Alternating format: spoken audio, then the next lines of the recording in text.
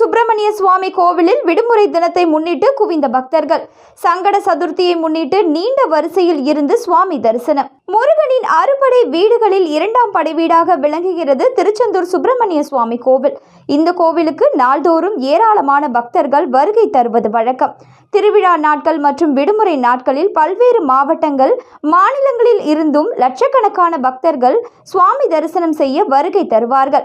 இந்த நிலையில் இன்றைய தினம் ஞாயிற்றுக்கிழமை விடுமுறை தினம் என்பதால் பல்வேறு பகுதிகளில் இருந்து அதிகாலை முதலே ஏராளமான பக்தர்கள் சுவாமி தரிசனம் செய்ய வருகை தந்த வண்ணம் உள்ளனர்.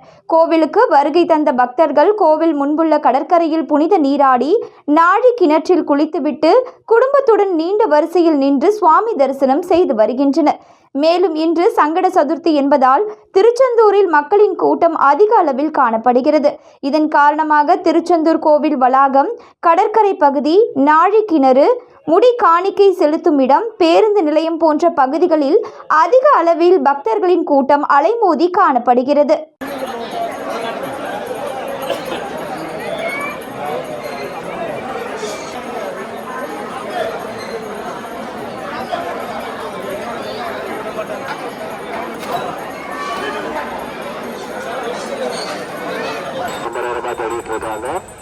கோயில் பட்டியை சேர்ந்த பொம்மையா எங்க இருந்தாலும்